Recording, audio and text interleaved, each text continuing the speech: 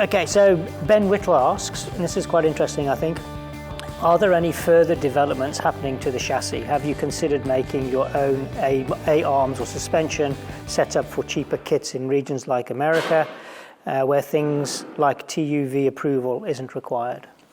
It's a good question, and I would love to manufacture my own wishbones and my own uprights, because it would be cheaper for me to manufacture them. When we built the GT40s, which we built 150 plus of them, it was at least a decade ago, maybe more now, 15 years ago. The rules were different. You were allowed to manufacture your own components, and it would arrive in Germany or whichever country, and they would approve it. Those doors are closing. So maybe some countries will still allow it, but my bigger market are in countries where they won't allow it. They want to see the OEM's components. So in fact, we had to design the chassis to facilitate the OEM components, where if you were building your own suspension components, you would build the chassis and build the suspension to accommodate the chassis. So the parameters of the chassis would govern the suspension, and you would then build a jig and you would build that wishbone, etc. Here, we're now using OEM suspension, which is already X size. So if it's that big and we need to change the chassis to accommodate it, then that's what we would have to do.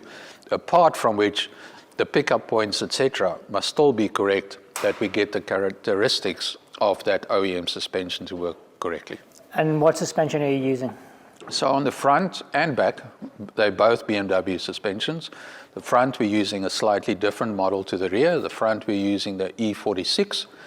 And when we say we're using the front suspension, we're using the two bottom wishbones, and we use the McPherson strut, which fits into the two front uprights. So that's the bits we're using. At the rear, we're using E39. So the E39 on a BMW is within its own aluminium subframe, which is beautiful, but we can't use it because we've got a big engine and a transaxle in the way. So there we use the rear uprights, which are stunning. They're also aluminium, so it helps a bit with weight. And obviously it's been designed by 26 German engineers from BMW, so we know it's right. And it's strong. So we use the upright.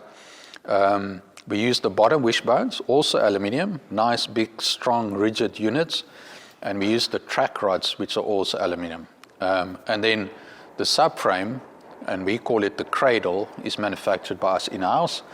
And again, for strength and durability and peace of mind, that subframe is built out of chromoly, which makes it incredibly strong, and it can cope with all the loads that go through.